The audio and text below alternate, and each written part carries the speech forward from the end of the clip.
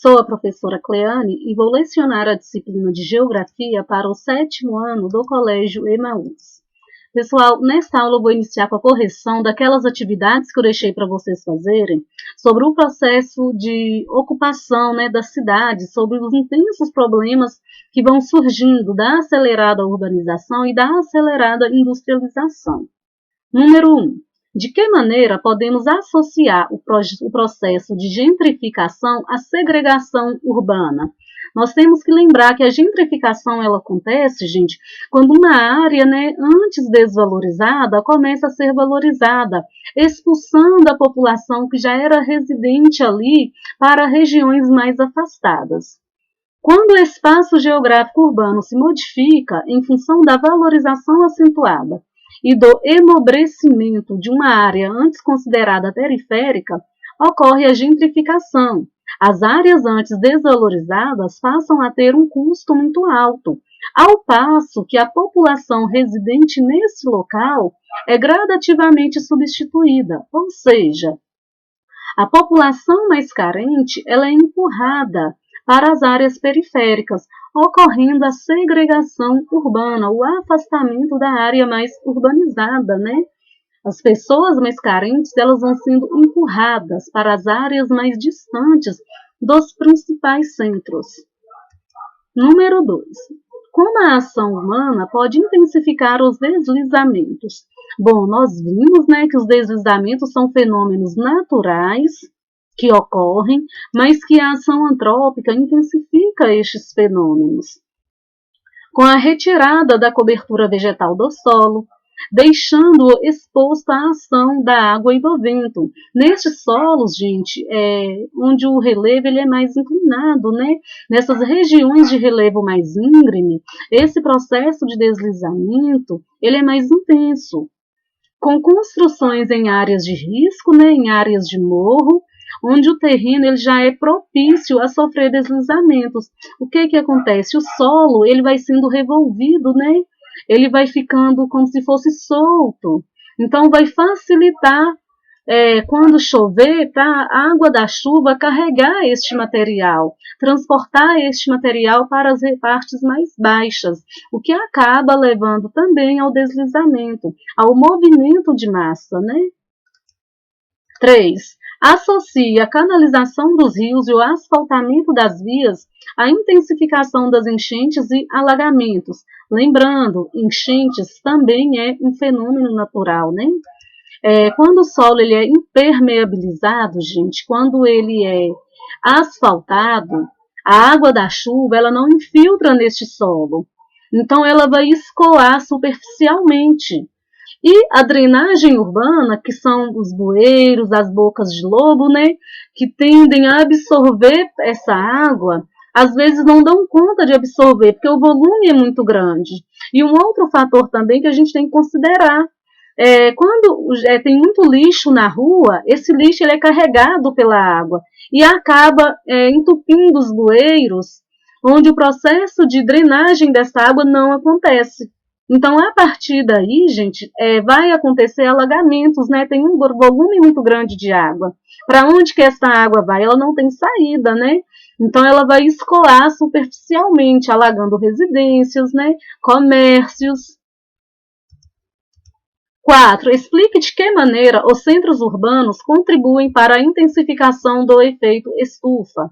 Lembrando que o efeito estufa, gente, é um fenômeno natural. Ele é responsável por manter a temperatura da Terra, por manter em equilíbrio, a temperatura da Terra.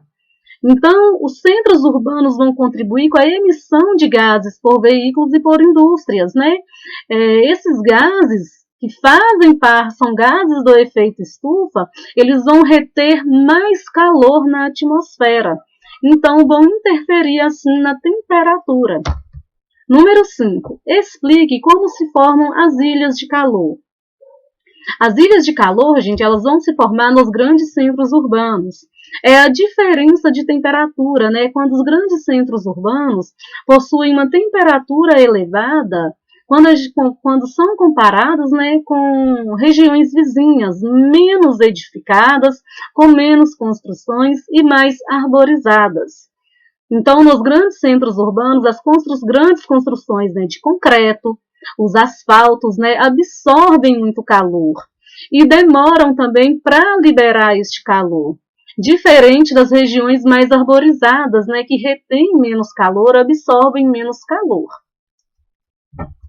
Finalizamos a nossa correção, nós vamos começar um capítulo novo hoje. Nós vamos iniciar este capítulo falando sobre o meio rural, em especial o meio rural brasileiro.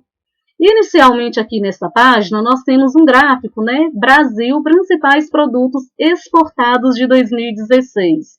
Observem como a produção agrícola ela é importante na exportação, na economia do Brasil. Os produtos exportados, gente, essa exportação, ela é extremamente importante para a economia, né, para a balança comercial. Geralmente, quando se exporta mais do que se importa, gente, a balança comercial, ela podemos dizer que ela fica favorável a um superávit econômico, né? Quando se importa muito e se exporta pouco, há um déficit na balança comercial. As exportações de um país são fundamentais para o seu desenvolvimento econômico. Tem essa observação aqui que é importante vocês anotarem, tá? As economias nacionais que mais cresceram no mundo nas últimas décadas foram, em geral, as que mais exportaram e acumularam a cada ano centenas de bilhões de dólares com exportações. Então, a exportação é venda para outros países, tá? Importação é quando há a compra de outros países, de produtos de outros países. O que quer dizer o novo rural brasileiro? Vamos analisar essa imagem? Nós temos aqui uma usina de álcool em Monte Aprazível, no estado de São Paulo. Observem onde que essa usina ela está instalada. Ela está instalada, gente, no meio rural.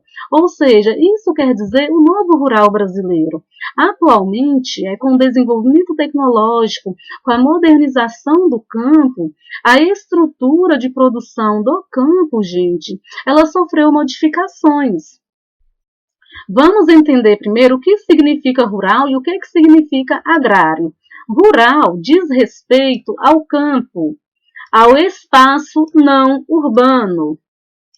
O agrário, gente, ele já se refere às atividades primárias. Lembra que nós estudamos atividades primárias, né?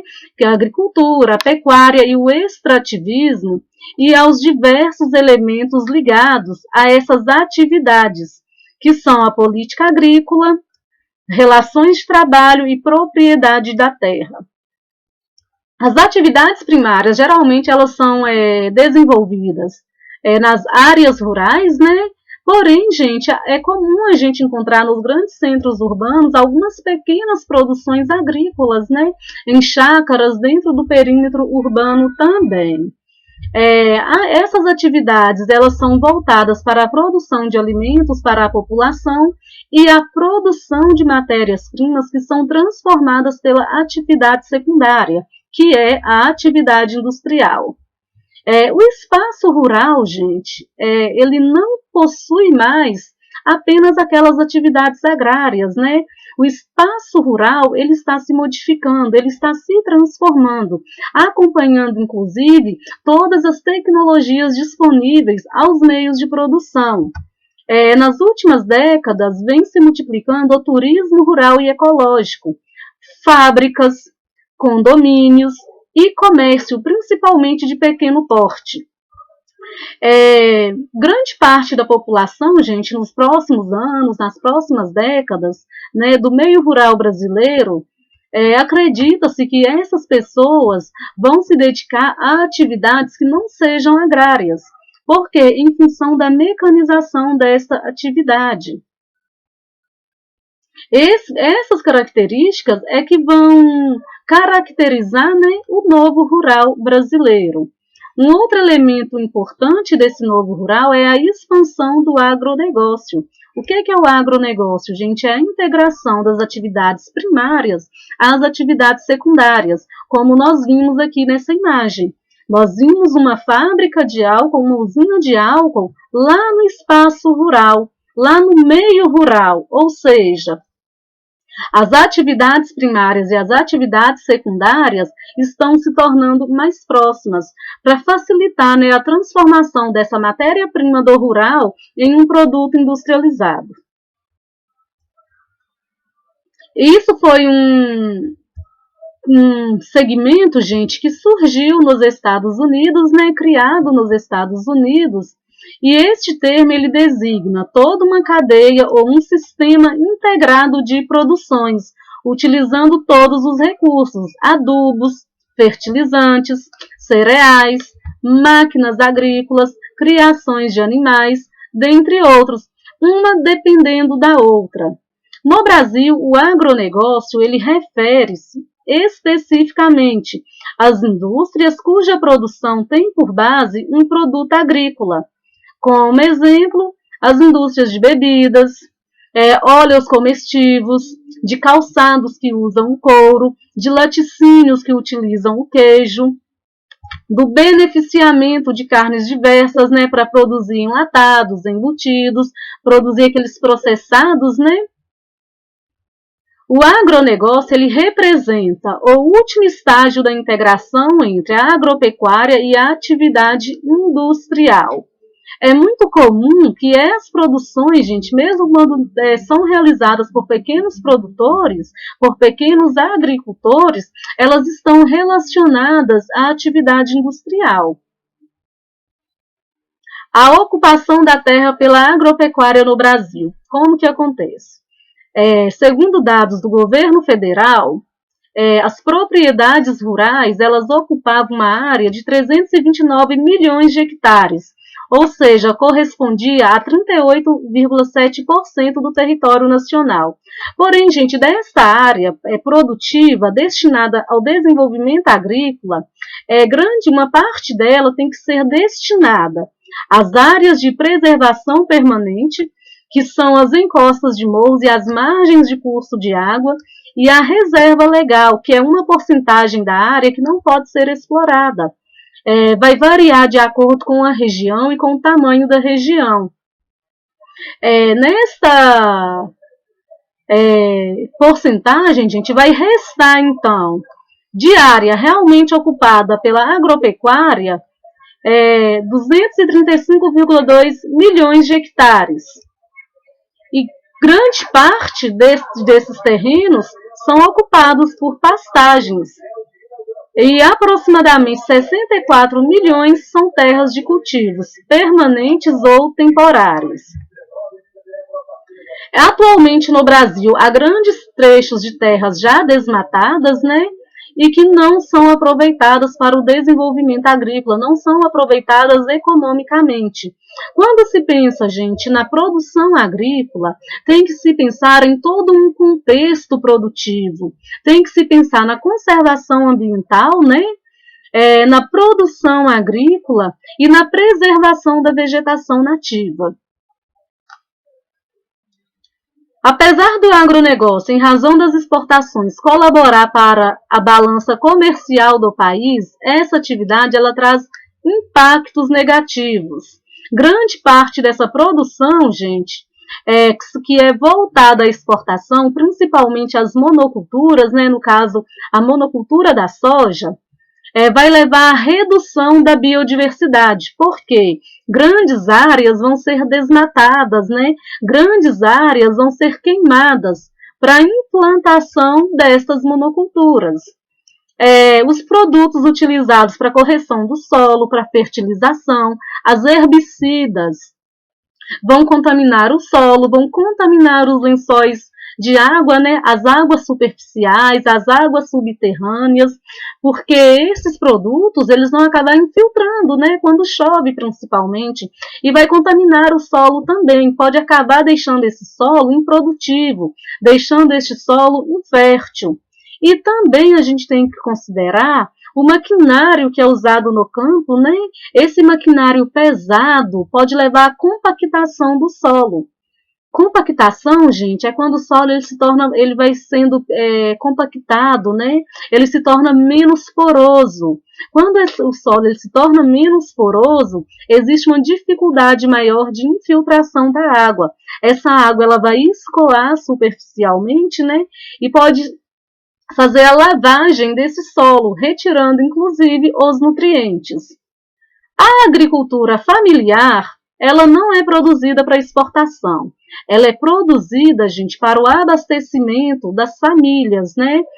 Fornece gêneros alimentícios, os gêneros que a população depende. O agricultor familiar, ele é considerado aquele que produz em pequenas propriedades de 5 a 100 hectares e usa principalmente a mão de obra familiar. É aquela agricultura, né, gente, que a gente tem a agricultura também, que a gente diz que é de subsistência, que é para a manutenção da família.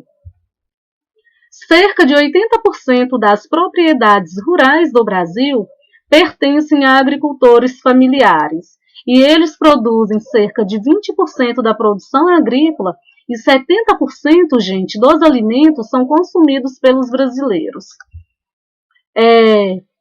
Existem alguns órgãos, né, que vão regular, que vão fortalecer, né, vão apoiar e financiar a agricultura familiar. Dentre esses órgãos tem o Programa Nacional de Fortalecimento da Agricultura Familiar, a PRONAF, que foi criado em 1995. Este órgão financia unidades de agricultura familiar com taxas de juros baixos, né, por meio de empréstimos, para estes pequenos agricultores conseguirem investir em suas propriedades. Existe também a Embrapa. A Embrapa ela faz parte do Ministério da Agricultura, Pecuária e Abastecimento e também atua junto a agricultores familiares. A Embrapa, gente, ela define políticas agrícolas para o país e suas pesquisas contribuem para aperfeiçoar a mão de obra. Então, a Embrapa ela vai auxiliar esses pequenos produtores também. Gente, eu vou parar por aqui nesta aula, tá? Na próxima aula nós vamos ver os principais produtos, né, que são produzidos aqui no Brasil, onde eles são produzidos, e também, gente, nós vamos ver sobre a concentração de terra, a concentração fundiária. Tem algumas atividades para vocês fazerem, são atividades complementares, 7 questões, e tem também, né, algumas páginas do livro. Do livro são pouquinhas questões, tá bem? Façam com bastante atenção. Bons estudos para vocês, até a próxima aula e lembrem-se, juntos no caminho certo.